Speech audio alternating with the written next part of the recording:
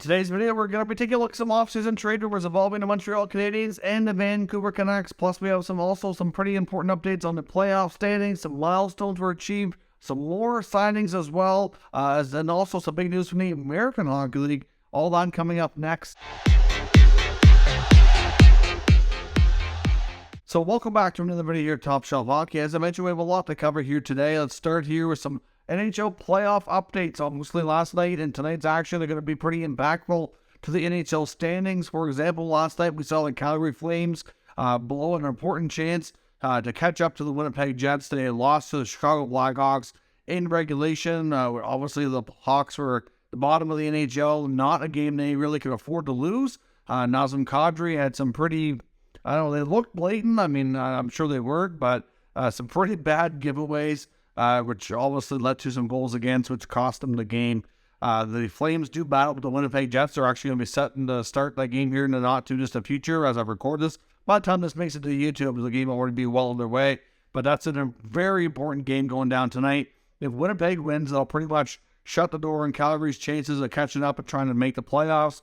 Winnipeg pretty much wins every tiebreaker scenario against Calgary. So Calgary not only has to catch up, but they have to pass Winnipeg in points. They can't be tied at the end of the regular season because they will lose to any tiebreaker and be on the outside looking in. So, big game for Calgary tonight, and they need a better effort than they had last night. The Florida Panthers beat Buffalo last night. Of course, they're both two teams, along with the Senators, still battling for a wild card spot with the Islanders and Penguins. The Sabres and Sens are still alive. Their odds are not the greatest anymore because they're both sitting 6 points out now. Whereas Florida get themselves back into a spot, jumping back ahead of Pittsburgh. Lately, the Penguins and the Panthers have been going back and forth.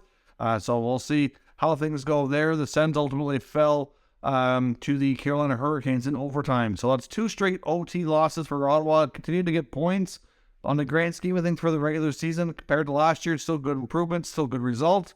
But it's just not quite good enough to get into the playoffs. And they're going to end up missing by a few points more than likely. But they still have 4 games here to try to make a statement and see if they have any kind of miracles up their sleeve, but it's going to be pretty darn impossible. They will play against the Florida Panthers tomorrow. If they beat the Panthers, they'll at least make it interesting. If the Panthers win, then that's going to probably secure a much better chance for the Panthers and any hope that Ottawa has, even though that hope is pretty slim as it stands. We saw Nathan MacKinnon hit 100 points last night for the very first time in his NHL career. As much as he's accomplished, he's never done that in one season. Of course, the Avalanche ended up clinching a playoff spot and got themselves back into first place in the division. Considering the amount of man games they've lost to injury this year and everything that team has faced adversity-wise, the fact that they're in first place this late in the year is quite a testament to just how good they are.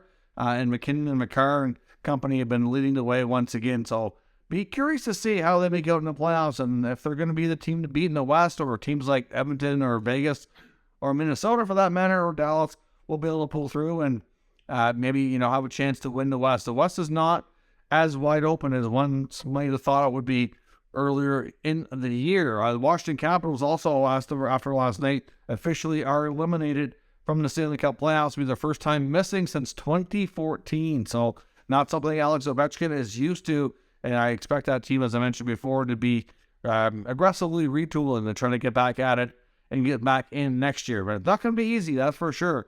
We saw another college signing today in Vancouver. They've been pretty hardcore into the college free agent pool. The Canucks have signed Cole McWard, who's a 21-year-old undrafted defenseman from Ohio State, and he's expected to be joining the Vancouver Canucks at the NHL level for the remainder of the season. So we'll see. They've certainly added lots of depth with their college signings. We'll see if any of them pan out to be regular NHL players or impact players of any sort. A lot of times these signings end up fizzling out to become minor leaguers, but sometimes you get the odd one that works out and they have a pretty solid career.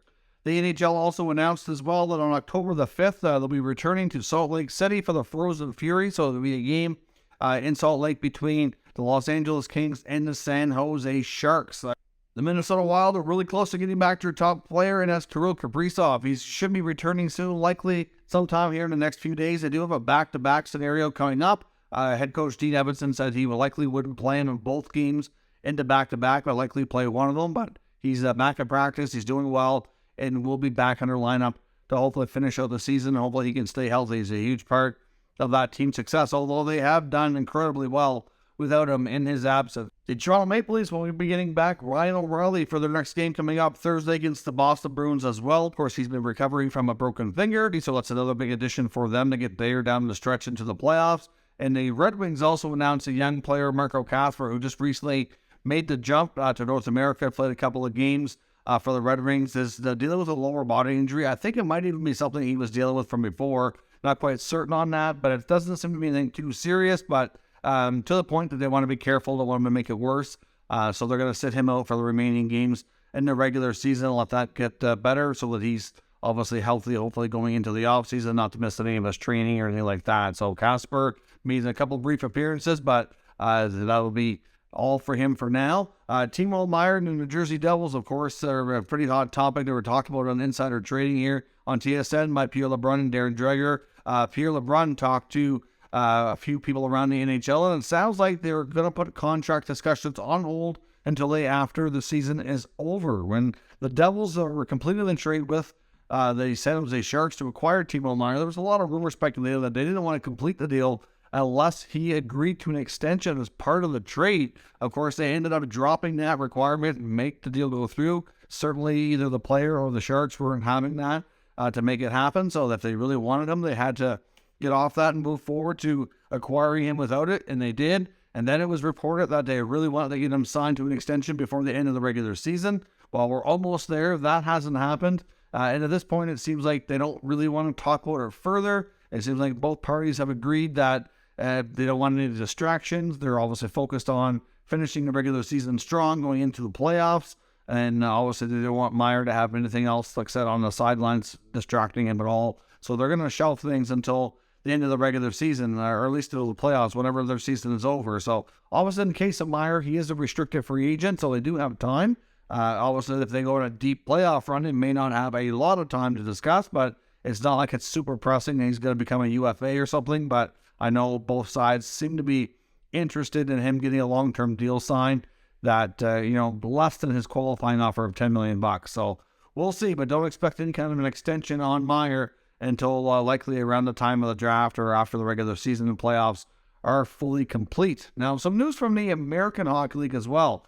We've heard reports from a couple of different sources. TSN's reported on this, as well as Elliot Friedman and Jeff Merrick on the 32 Thoughts segment, talking about how there's some American Hockey League teams, and they don't know the exact number, but it's believed to probably be about 1/3 of the league by the sounds of it, is trying to remove the president and CEO, Scott House, and of course, who's a former NHL executive, from his role of being basically the head of the league as president and CEO. Of course, Dave Andrews was there for a long, long time running the league, retired a couple of years back. Housen took over, and it sounds like some teams were kind of expecting maybe a different approach. They don't really seem to be getting it, and have been kind of putting up a stink to try to get him removed. Now, there is a next board meeting in May, so if anything is going to happen, it might happen then. But obviously, a bunch of teams were, having this discussion and putting forth their complaints, and the NHL got wind of this. Of course, they got involved. The NHL and the AHL have a really good relationship, very important league for the NHL and their teams and affiliate and prospects to work with, of course.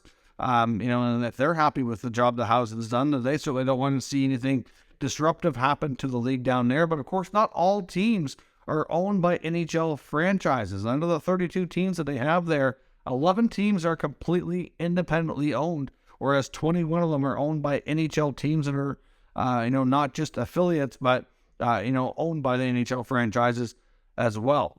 So, it sounds like it's more like the independent ones that are making more of the fuss here, but it's not quite clear exactly. So we'll see. There could be more come from this for the future of the head of the American Hockey League, if they get their way, or how much happens with this. But there's also more news on that same front on the American Hockey League from Elliot Friedman today on the Jeff Merrick Show, talking with the Chicago Wolves, who certainly a very successfully run franchise at the AHL level. They are currently the affiliate of the Carolina Hurricanes, and they apparently are talking about going completely independent next year. Now, the Wolves are independently owned, but they're also talking about being independent in the sense that they're not going to have or be an American or an NHL affiliate. So right now, obviously, whatever team they're affiliated with, they send a bunch of their prospects and players that don't make the NHL to play for them. The Wolves are talking about not even having that kind of setup or that kind of arrangement. Apparently he sent like a letter or memo to a bunch of prominent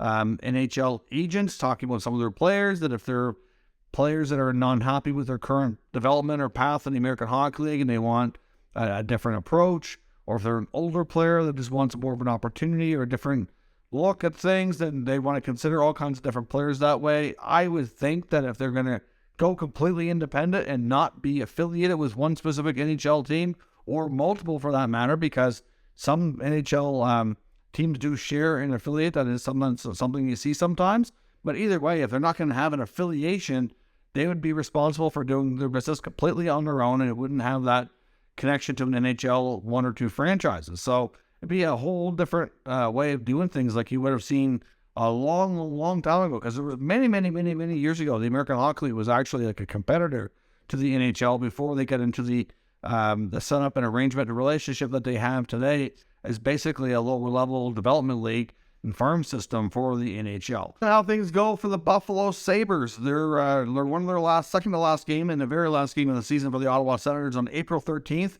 Might be the last game in the NHL for veteran goaltender Craig Anderson. Of course, Anderson's longest tenure team he was with, where he had the most success and played the longest, of course, was Ottawa. Currently with the Sabres now, the Sabres actually have an abundance of goaltending since they've signed Devin Levi. Of course, they still have Eric Comrie, Ukko-Pekka Luukkonen.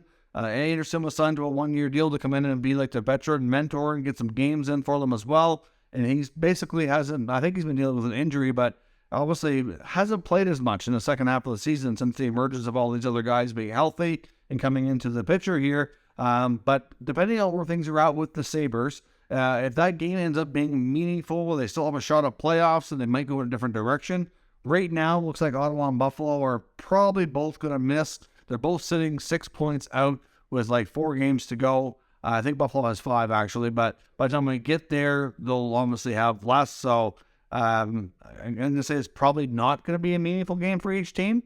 So if that's the case, then it sounds like they're likely going to give the game to Craig Anderson to play one last NHL game. And how fitting would it be, of course, to play against his former team and with the Ottawa Senators. So we'll have to keep an eye on that. That could be the end of an era for a long time veteran NHL goaltender going on. I think he's 41 going on 42 now. So I know when he left Ottawa, a lot of people thought that he might be retiring. It might be the end of the road for him. He went on to do a year in Washington and then 2 years, I think, in Buffalo. So he certainly played a lot longer than anybody ever thought, especially for somebody who had to be, bouncing around so much as through waivers and changing teams so frequently so early in his career. But he carved out quite a nice career, and this might be the end of it for him. So certainly hope he gets that game and the fitting opportunity to wrap things up on his own terms.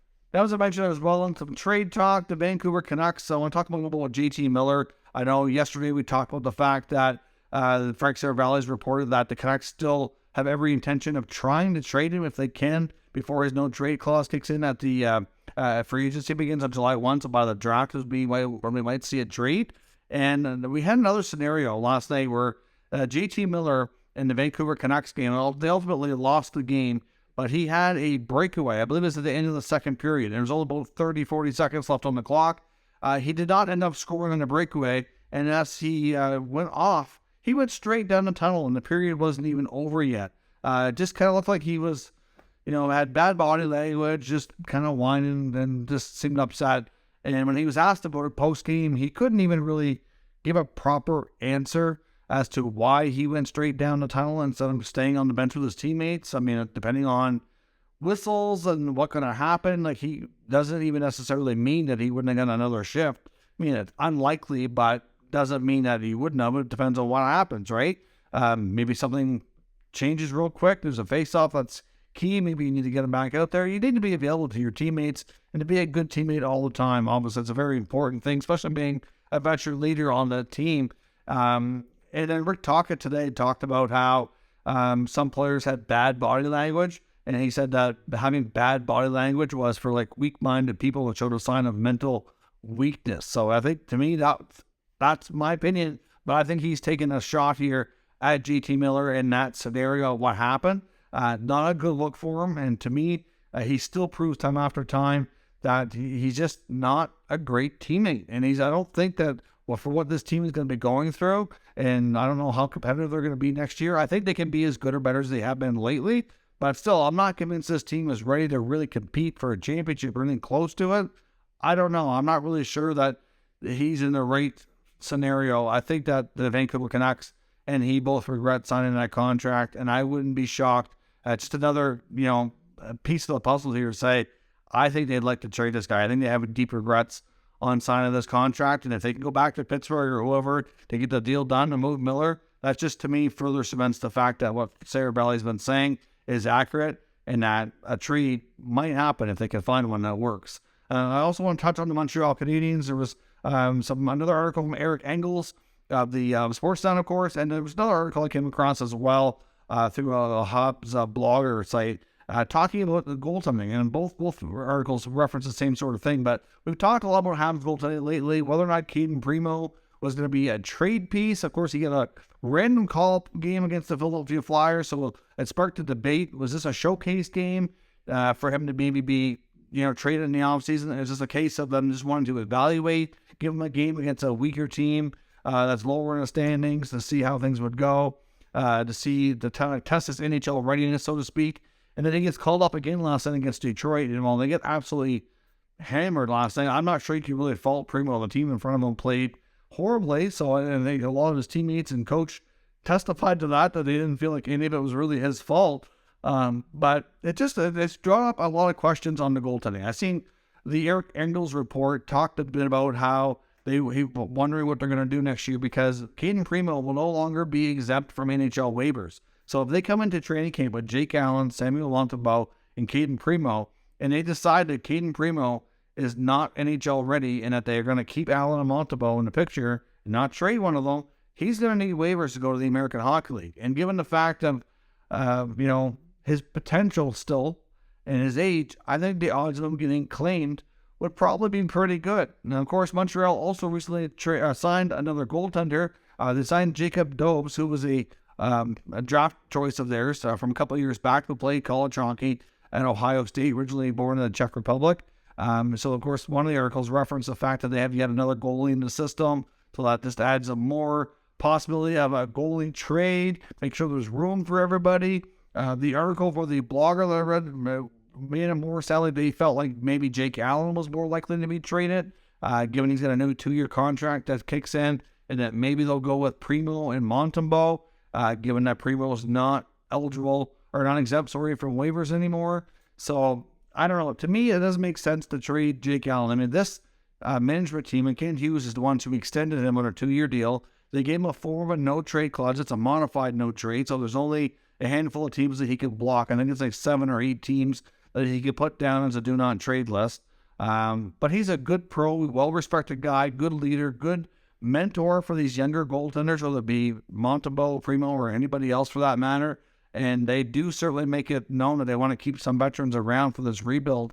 And I just don't think it makes sense for them to extend Allen on his 2-year contract, then just to turn around and trade him. I mean, they might be able to get good value out of that, out of a trade for Jake. I mean, it's possible. I know there's been some talk about him being moved in the past year, but I don't think anything's really ever been close on that front.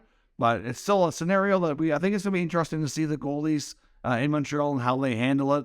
I'm not yet convinced that any of them are going to be traded. I wouldn't be shocked if they see how things go in training camp. But to me, I don't know. I don't think Jake's going to be traded. I would not be shocked, though, if they did trade Primo. I'm not sure that they're entirely sold on him being the goalie of the future. But as I mentioned before, it's also, something they need to be careful with, because you don't want to see a young goalie go flourish in another organization, because I think a lot of teams would be interested in him. Like I said, prime example, again, would be last year with the Ottawa Senators trading Philip Gustafson to Minnesota for Cam Talbot, and that completely backfired. But now, would have Gustafson flourished in Ottawa? I'm not convinced he would have. Sometimes you need a different organization to have that success with, a little bit of different goaltending coaching, get some different, advice on how to do things. The team in front of you is different, and sometimes it just all comes together. But at the end of the day, I think we will have a goaltending, item to discuss with the Habs. I think it's going to be a heavily debated topic as we get into training camp. But at this point, I'm not convinced any of them are going to be traded just yet. But I personally think if they did trade one, that Primo might be the guy.